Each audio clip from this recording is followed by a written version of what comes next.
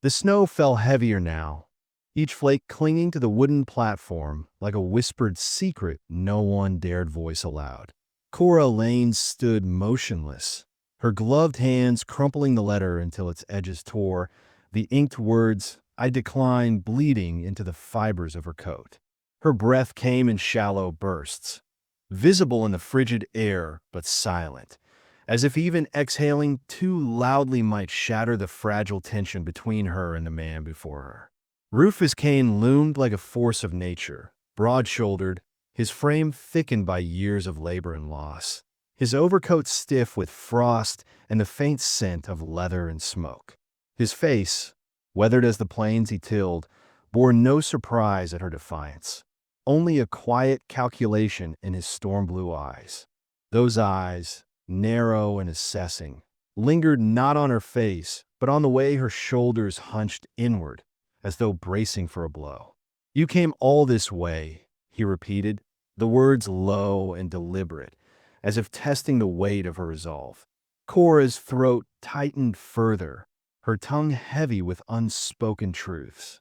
She had come all this way to flee a life scripted by others, to escape the shadow of her father's expectations and the ghost of a mother buried too soon. But the photograph Rufus had sent had lied. It had softened the lines of his age, downplayed the breadth of his frame, yet failed to mask the hunger in his gaze. A hunger not for companionship, but for control, for a woman who'd bend without question, who'd stitch herself into his world without altering its seams. When she finally spoke, her voice was a threadbare whisper, "I changed my mind." The wagon's wheels groaned as it pulled away, the sound scraping against her ribs. She didn't chase it, didn't plead, didn't look back. Instead, she stared until the snow swallowed its silhouette, her vision blurring at the edges. Only then did she turn, her boots crunching against the frozen ground, her eyes flickering to the depot's shadowed corner where the cold seemed to deepen unnaturally. A figure stepped forward, a smaller shape wrapped in a coat too large, the fabric askew, as if thrown on in haste. "You look awful," Elsie Fay said, her voice sharp as a blade, cutting through the numbness. Cora's breath hitched, her pulse tripping. How had her sister found her? How had she known to follow? The question hung in the air, unanswered, as the two women faced each other. Cora, rigid with the weight of her rejection, and Elsie Fay, her posture taut with something that looked like fury, or maybe purpose. The wind howled, but neither moved. Between them, the snow fell thicker, burying the tracks of the wagon, erasing the path Cora had refused to take. And somewhere beneath the frost and silence, a new path began to form. Elsie Fay's boots crunched over frost-laced stones like a verdict being read aloud. She held the crumpled letter aloft, its edges frayed from Cora's grip, the inked words, "I decline," smudged but legible. "You never posted it," she hissed, her voice sharp enough to chip ice from the depot's eaves. Cora stiffened, her spine straightening against the wooden bench where she'd curled all night, her satchel clutched to her chest like a shield. The letter under her mattress. How had her sister found it? How many nights had Elsie Fay lingered in their shared room, watching her sister's hands tremble as she reread Rufus's correspondence? How many times had she guessed the truth but stayed silent? "You follow me across the country?" Cora whispered, her voice thin, brittle. Elsie Fay stepped closer, the cold biting her cheeks until they flushed crimson. "You ran from a chance because you're scared to feel powerless," she said, the accusation landing like a stone in water, rippling outward. Cora's jaw clenched, her throat bobbing as if swallowing a lifetime of retorts. "He didn't even ask my name," she finally spat, the words raw. Elsie Fay's silence was a blade honed by years of observing her sister. The way Cora hid behind defiance, the way she mistook fear for principle. Then, softer, almost gentle, "I'll go. You want the bride? Fine. I'll teach him what he's missing." Cora reached for her sleeve, fingers brushing wool, but Elsie Fay pulled away, her posture rigid with resolve. The depot's walls creaked in the wind, the frost-laced windows distorting the dawn's pale light into fractured shadows. Cora stared at her sister, seeing not the girl who'd trailed her through Missouri's pine hills, but a woman who'd already made her choice. Elsie Faye's hands, gloved in mismatched leather, tightened around the letter. "You don't know him," Cora murmured a last plea. "And you think you did?" Elsie Faye shot back, her voice low but unyielding. "You saw what he wanted, a servant in a wedding dress. I'll show him what he needs." The words hung between them, heavier than the cold. Cora opened her mouth, closed it, her defiance crumbling into something like grief. By dawn, the depot master would find her curled on the bench, satchel clutched to her chest, eyes red-rimmed but dry. And Elsie Faye would vanish into the blizzard, her heart pounding a frantic rhythm beneath her coat. What if Rufus sees through me? The question gnawed at her as she stepped onto the platform, the snow swirling like a veil around her face. But another thought followed, quieter, fiercer. What if he doesn't? The wind howled, but Elsie Faye walked on, her breath visible in the pre-dawn gloom, each step a stitch in the tapestry of her rebellion. She had spent her life in Cora's shadow, the quieter sister, the overlooked one, the one who watched while others acted. Now, for the first time, she was the one moving forward, the one choosing to step into a man's transactional world and turn inside out. The letter in her pocket felt like a compass needle, pointing not to Rufus's ranch, but to a version of herself she'd never met. Would he see the lie? Would he care?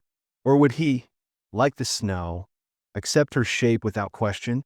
The station faded behind her, swallowed by white, as the first hints of gold crept over the horizon. Elsie Faye didn't look back. She couldn't. Behind her, Cora's silence was a requiem.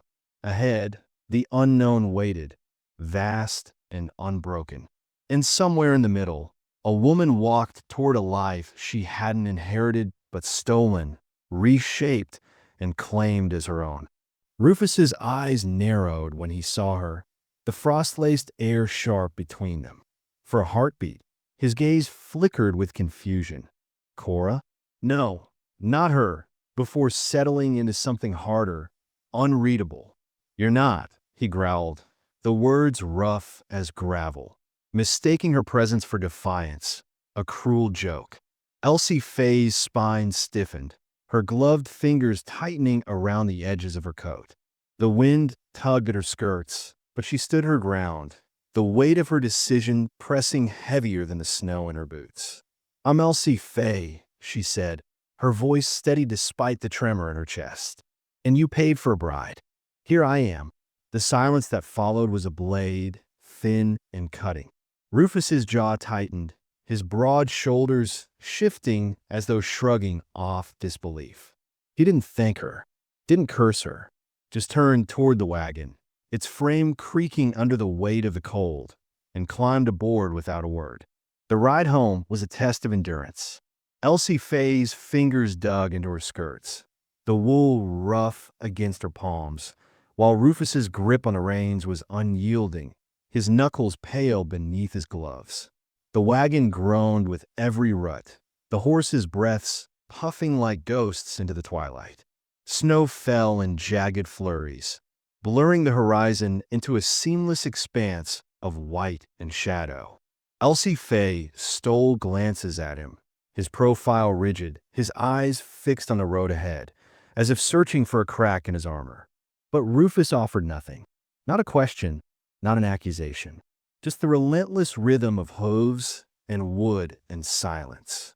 When they reached the ranch, the house loomed like a sentinel against the darkening sky, its windows dim, its porch sagging under the weight of ice.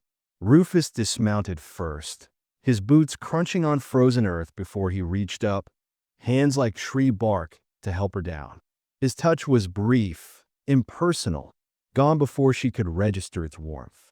"Stew's in the kitchen," he grunted, already turning away, his overcoat swallowing him whole.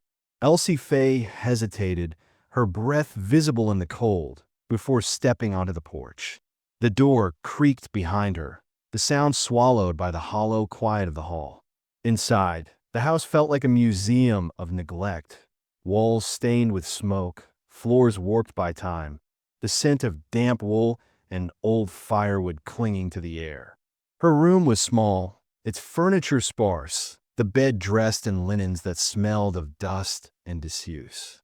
Frost rimmed the window panes like lace, fracturing the moonlight into shards.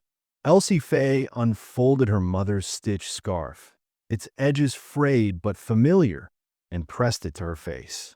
The fabric held the faintest trace of lavender, a ghost of a scent, a ghost of a memory. What if I'm just a ghost here? The thought slithered in, cold and insistent. She swallowed hard, her throat raw with the weight of it. This wasn't the life she'd imagined, but it was the one she'd chosen, a gamble against invisibility, against the ache of waiting for a world that never asked her name. Morning came brittle and bright. Frost clung to the windows, delicate and ephemeral, as Elsie Fay dressed in the dim light. The house groaned around her, its silences vast, until the echo of boots, deliberate, heavy, pierced the stillness. Rufus's footsteps trailed down the corridor, steady as a metronome, but when she stepped into the hallway, his gaze slid past her, unseeing. Not once did he glance her way. Not as she lingered in the doorway of the kitchen, not as she poured coffee into a chipped mug, not as she wrapped herself in her coat and faced the day. His silence was a wall, thick and unscalable, but Elsie Fay straightened her spine anyway. She had crossed a continent to stand here. If he wanted to pretend she wasn't real, she would carve her name into the frost until he had no choice but to see it. Outside, the world was a blank page, untouched and indifferent. Elsie Fay exhaled, her breath curling into the air like a promise. The ranch stretched before her, its fences weathered, its fields buried under snow. It did not welcome her. It did not reject her. It simply was, as she was, unyielding, waiting, alive in the quiet. Days bled into weeks, the ranch's rhythms seeping into Elsie Fay's bones like marrow. She learned the cadence of the wind as it funneled through the barn's warped boards, its whistle a low, mournful song that warned of storms long before the sky darkened. She memorized the groan of the hinges before the door swung open, a creak that announced arrivals and departures with the precision of a clock. The scrape of Ida Rose's ladle against the iron pot became a metronome of survival, each stir deliberate, each motion a testament to decades spent measuring time in ladles of broth and patience. Rufus's boots vanished at dawn, their thud against the porch steps echoing like a heartbeat, steady and unrelenting. They returned at dusk, caked in mud or frost, depending on the season, but never with explanations. Elsie Fay stopped waiting for words. Instead, she noted the way his shoulders sagged when he walked, the faint tremor in his hands as he unfastened his coat, a man used to carrying weight, not sharing it. She began to read him in fragments, the set of his jaw after a long ride, the way his fingers lingered on the reins, as if the horse understood him better than any person could. One icy evening, after slicing her palm on an axe while splitting kindling, Elsie Fay found a roll of bandages and a tin of ointment beside her plate. No note, no acknowledgement. She traced the edges of the items, her breath catching in her throat. Not affection, just obligation, she told herself, wrapping the cloth tightly around the wound. But the next morning, as she scrubbed flour from the counter after kneading dough, Ida Rose muttered, "Your sister back out 'cause she feared disappearing." The words landed like a stone in still water. Elsie Fay's hand stilled, flour dusting the air. "And I feared I wouldn't," she whispered, the truth sharp and sudden. The admission hung between them, unspoken yet understood. Ida Rose didn't reply, only stirred the stew harder, the ladle's rhythm steadier now, as if approving. The silence that followed was not empty. It was a bridge, narrow but sturdy, built from shared glances and unspoken reckonings. That night, The parlor fire crackled low, casting amber shadows over the room. Elsie Fay sat with her embroidery, the needle slipping awkwardly through linen as she wrestled with uneven stitches. The silence was thick, punctuated only by the occasional pop of embers. Then Rufus, slouched in his chair with a ledger open but unread, murmured without glancing up, "Wrong tension." Elsie Fay blinked, her fingers tightening around the hoop. "You sew?" she replied, her voice lighter than she felt. "No," he said, flipping a page. "But I watch." A laugh bubbled out of her, startled, disbelieving. She hadn't expected him to notice, let alone comment. When she smiled, it was tentative of first. Rufus saw it then, the curve of her lips, the softening of her eyes, and something in his posture shifted. Not much, just a slight uncrossing of his arms, a lessening of the distance between them. The room felt warmer, though the fire had not grown. It was as if the space between them had thinned, just enough to let the light in. Outside, the wind howled, rattling the window panes like restless spirits. But inside, the air felt heavier, charged with a quiet that no longer felt empty. Elsie Fay returned to her stitching, her fingers steadier now, as if his words had anchored her. Rufus's gaze flicked to her hands, then back to his ledger, but the tension in his jaw had eased. It wasn't love, not yet, not even close, but it was a thread, a fragile link woven from shared silences and small, deliberate gestures. For the first time, Elsie Fay felt less like an intruder and more like someone being slowly let in, one unspoken gesture at a time. The days that followed were marked by these quiet shifts. Ida arose, began leaving extra blankets folded at the foot of Elsie Fay's bed, the kind of care that spoke louder than words. Rufus, after a morning ride, would occasionally find Elsie Fay on the porch, her breath visible in the cold, and linger just long enough to nod before disappearing into the barn. Once, he handed her a pair of gloves he'd repaired himself, his fingers brushing hers as she took them. "Fitted better now," he grunted, avoiding her eyes. She slid them on, the leather supple and warm, and nodded back. "They are." The gloves smelled of saddle oil and smoke, the scent clinging to her skin like a promise. She wore them even when her hands were idle, just to feel the weight of his effort against her palms. The snow thickened, but the house felt less like a vault of solitude and more like a place where two people navigated a shared orbit, learning the contours of each other's silence. Elsie Fay began to see the unspoken as its own dialect, a language of glances, of gestures, of bandages left beside plates. And in that language, she heard something she'd never expected, a beginning. She noticed how Rufus lingered near the hearth when she read aloud. His eyes closed, but his posture relaxed, as if her voice was a tether. She caught him watching her from the hallway sometimes, his shadow stretching across the floor like a question mark. Once, she found a book left open on the table, her name scrawled inside the cover in ink, for Elsie Fay, who stayed. She didn't cry, but she traced the letters until her fingertips were numb, the words a map to a place she hadn't known existed. The ranch itself seemed to soften under the weight of their unspoken pact. The creak of the floorboards no longer felt like a rebuke, but a lullaby. The frost-rimmed windows framed the world in delicate lace, and when Elsie Fay knelt to tend the hearth, she imagined the flames as tiny, flickering witnesses to a story unfolding in whispers. She planted herbs by the kitchen door, their green shoots defiant against the cold, and wondered if Rufus noticed how they thrived under her care. He never commented, but one morning, she found a trowel left beside the potting bench, its handle worn smooth by use. A tool, yes, but also an invitation. In the evenings, they sat in the parlor, the fire between them like a third presence. Rufus would mend tack while Elsie Fay mended linens, their hands moving in parallel rhythms. The silence was no longer a void but shared breath, a space where words might one day settle. When he grunted approval at her improved embroidery, she didn't tease him for noticing. When she hummed an old tune from Missouri, he didn't ask her to stop. The snow fell outside, relentless and impartial. But within, the air hummed with the quiet certainty of two people learning to meet each other in the quiet. Elsie Faye's fears of invisibility still whispered at the edges of her mind, but they no longer ruled her.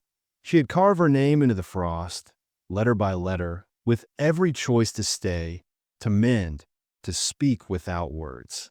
And Rufus, in his own way, had answered. The ranch was no longer his alone, nor hers by proxy. It was theirs, a tapestry woven from silence, stitches, and the slow, deliberate thaw of two hearts learning to trust the warmth they'd built together. Winter's fury peaked with a vengeance, the storm howling like a wounded beast, its winds clawing at the Kane estate's walls until the timbers groaned like living things.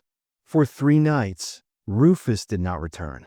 Elsie Faye paced the parlor, her half-knitted scarf slipping from her lap each time she rose to peer out the frosted window, her breath fogging the glass into ghostly shapes. The fire dwindled to embers, its warmth a distant memory, but she dared not leave the room. The silence was a living thing, gnawing at her resolve, whispering doubts she refused to voice aloud. Ida Rose muttered about foolish men and left stew on the stove, but Elsie Faye barely tasted it, her hands trembling as she folded and unfolded the telegram from Cora. Coming to retrieve you. The words now buried beneath layers of doubt. Outside, the snow buried the fence posts, blurring the horizon into a seamless expanse of white and shadow. Inside, Elsie Faye felt unmoored, adrift in a house that had grown too large for one person. If he dies out there, she thought, her throat tightening, I'll never know if he saw me at all. On the 3rd night, the sound of hooves cut through the storm's roar like a lifeline. Elsie Faye lunged for the door, her boots crunching on the frozen porch as Rufus stumbled into the yard, his horse's flanks streaked with sweat and ice, its breath ragged. His coat was torn, the fabric clinging to his broad frame like a second skin, and his face was pale, scraped raw by wind and frost. Blood darkened the shoulder of his shirt, seeping through the fibers like ink spilled on parchment. Horse slipped, he muttered, his voice frayed at the edges as he collapsed against the porch rail. Elsie Faye's hands flew to his coat, peeling it from his shoulders, her fingers numb but steady. The wound was shallow but angry, a tear across muscle and skin, the cold slowing the bleeding but not the danger.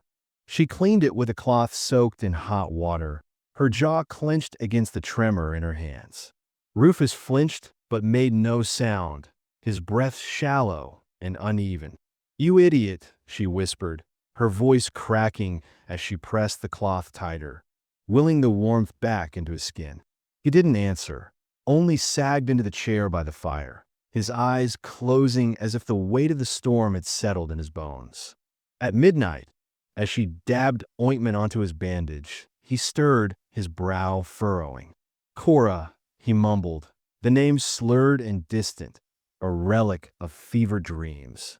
Elsie Faye froze, the cloth hovering above his arm. The fire hissed, a log snapping like a rebuke. She leaned closer, her voice low but sharp. No, she said, the words steady despite the ache in her chest. I'm not her. His eyes fluttered open, storm blue, clouded with fever, and for the first time, they focused on her fully, not as a shadow of her sister, not as a transactional presence, but as Elsie Faye. A flicker of recognition passed over his face, brief but undeniable, before exhaustion pulled him under again. She sat back, her hands shaking, and stared at the fire until dawn, the admission lingering like smoke. Days later, as she read aloud by his bedside, her voice steady even as her heart wavered, Rufus interrupted, his words slow and deliberate. You ever get tired of being strong? Elsie Fay paused, the book heavy in her hands. A bitter laugh escaped her, raw and unfiltered. All the time, she admitted, her gaze dropping to the floor. But it's the only way to survive a place like this or a man like you. Rufus didn't flinch. Instead, he studied her. The set of her jaw, the shadows under her eyes, the way her fingers clutched the book like an anchor. You don't have to, he said quietly. Be strong, I mean. Not always. Elsie Fay blinked, surprised by the tenderness in his tone. Before she could reply, he gestured to a small bundle on the nightstand, wrapped in burlap. Open it. Inside lay a pair of gloves, the leather worn but carefully stitched, the lining thick with rabbit fur. The seams were uneven, the work of hands more accustomed to reins than needles. I remember you said yours didn't fit right, he said, his voice gruff, but his eyes betraying a flicker of vulnerability. Elsie Fay turned the gloves over, her throat tightening. You made these? She asked softly. Rufus nodded once, his gaze fixed on the fire. She slid them on, the fit imperfect but warm, and let her fingers brush his hand where it rested on the blanket. The touch lingered, a silent exchange of trust, fragile but real. Was this a beginning? Elsie Fay wondered, her pulse quickening. Not love, not yet, but something closer than either of them had dared admit. Outside, the storm raged on, but within the room, the air felt different, thicker, charged with the weight of unspoken truths. Rufus's eyes met hers, steady and unguarded. And for the first time, Elsie Fay saw not the rancher who'd bought a bride, but the man who'd stayed to fight the storm, who'd let her patch his wounds, who'd stitched a piece of himself into the gloves he'd given her. She didn't cry, didn't speak, just held his hand, the firelight dancing over their intertwined shadows, and waited for the thaw to come. The days that followed were marked by a quiet reckoning. Rufus's recovery was slow, his movements stiff as he navigated the house. But he lingered near Elsie Fay now, watching her knead dough, handing her tools as she repaired a broken latch, his presence a steady hum in the background. When she mentioned the telegram from Cora, he paused, his hand stilling on the mug of coffee he'd poured for her. You'll have to decide, he said, his voice rough but even. Stay or leave. No ghost between us. Elsie Fay met his gaze, the weight of his words settling in her chest. I already decided, she replied softly. I'm just waiting for the snow to melt so I can plant something that won't die in the cold. Rufus nodded, a flicker of something like pride in his eyes. By the time the storm broke, the world outside was transformed. The snow retreated in patches, revealing muddy earth and the stubborn green of early shoots. Rufus stood at the barn, tightening the straps on his saddle, while Elsie Fay knelt by the porch, brushing ice from the railing. You'll ride out today? She asked, her voice casual but her hands stilling. Yes, he said, pausing, but I'll be back before sundown. She didn't look up, but a smile tugged at her lips. I'll keep a plate warm. It wasn't intimacy, not yet, but it was something older than that, quieter, like seeds sleeping beneath the snow. When he rode off, Elsie Fay turned toward the valley, the pale blue skies stretching endless above her. She hugged her coat around her and listened, not for praise, not for longing, but for the stillness inside her that no longer felt like fear. In the weeks that followed, the lilacs she planted along the fence line began to sprout, their tender stems pushing through the thawing ground. Rufus watched her tend them, his hands in his pockets, his silence no longer a barrier but a bridge. And when she caught him staring, his gaze would soften, as if he were seeing her for the first time, not as a replacement, not as a debt paid, but as a woman who had walked through the storm and stayed. Some stories bloom in snow, and hers did, not in a flurry of passion, but in the slow, deliberate thaw of two people learning to meet each other in the quiet. The town's gossip clung like burrs to a coat, sharp and impossible to ignore. By the time Elsie Fay reached the mercantile, the whispers had sharpened into teeth. A boy from the livery dropped a sack of flour too soon. his eyes darting to her before he muttered an apology. Two women huddled near the stove, their shawls drawn tight, their laughter brittle as they caught sight of her. Substitute bride. One sneered, her voice carrying like a challenge. Playing nurse to earn her keep. The other added, stirring her coffee with deliberate indifference. Elsie Faye's fingers tightened around the spool of thread she'd come to buy, but she didn't flinch. Instead, she stepped closer, her voice low but steady. "I may be someone's sister," she said, meeting their gazes, "but I didn't come here to be a ghost." The words hung in the air, heavy with frost and defiance. The women faltered, their smirks dissolving into uneasy silence. Outside, the wind howled, but Elsie Faye walked out with her head high, the cold biting her cheeks as she crossed the yard. Back at the ranch, Rufus stood by the porch, his silhouette etched against the pale winter sky. He said nothing as she approached, but his eyes tracked the tension in her shoulders, the way her breath came fast and shallow. "You don't owe them anything," he rumbled, his voice gravel, as if stating a fact the world refused to acknowledge. Elsie Faye paused, her boots crunching on frozen earth. "No," she agreed softly, her gaze lifting to his. "But I owe myself the truth." The admission felt like stepping onto thin ice, uncertain but necessary. His stare bore into hers, not unkindly, but with the weight of a man who'd spent years avoiding questions he couldn't answer. Then quieter, "Then speak it." Her breath caught, the words trembling on her tongue. "I want to stay," she said, the syllables deliberate, fierce. "Not as a favor, not as a replacement, as myself." The declaration hung between them, raw and unvarnished. Rufus didn't move, but something in his posture shifted, a subtle loosening of the jaw, a flicker in his storm blue eyes. He nodded once, the gesture slow and deliberate, as if sealing a pact neither had known they were negotiating. That night, the parlor fire cast long shadows over the walls, its embers popping like distant gunfire. Elsie Faye sat cross-legged on the rug, the bird carving cradled in her hands. Its edges were rough, the knife marks uneven, but the shape was unmistakable, a creature mid-flight, wings taut against an imagined wind. She traced the grooves with her thumb, wondering how many nights Rufus had sat here, whittling in silence, his thoughts as fractured as the wood. When she placed it on the shelf beside her books, the act felt like a vow, not to him, but to herself. This was her life now, carved from stubbornness and snow, imperfect but undeniably hers. Rufus lingered in the doorway, his presence a shadow against the lamplight.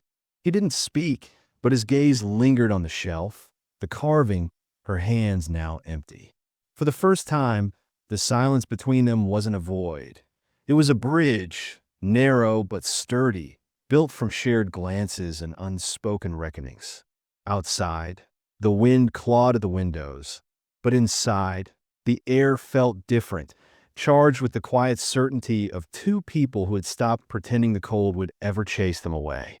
The storm descended like a siege, its winds howling through the prairie with a fury that bent trees and swallowed horizons. Snow lashed sideways, stinging the skin like thrown needles, as Barrett Holt and his two men rode into the yard, their silhouettes blurred by the tempest. Barrett's horse pawed the ground, its breath visible in ragged bursts, while Holt himself dismounted with the swagger of a man who'd never known true resistance. "Hand over your northern acres," he barked, his voice cutting through the gale like a blade. Rufus stood rooted on the porch, his coat flaring in the wind, eyes cold as glacier ice. "File a claim," he replied, his voice steady, unyielding. Holt spat into the snow, his lip curling. "Or fight," he sneered, his hand resting suggestively on the revolver at his hip. Elsie Faye stepped forward then, the storm biting her cheeks raw, her boots crunching against the frozen earth. She moved without hesitation, her spine straight, her breath visible in the frigid air. Holt's gaze flicked to her, his smirk widening. Bake me into peace, he taunted, his tone dripping with mockery. Rufus's voice cracked like a whip, sharp and final. She stands here. Her name, her own. The words hung in the air, a declaration that cut deeper than any weapon. Holt's smirk faltered, his confidence wavering under the weight of Rufus's unwavering stance and the quiet defiance in Elsie Faye's eyes. For a heartbeat, the silence between them was thicker than the storm.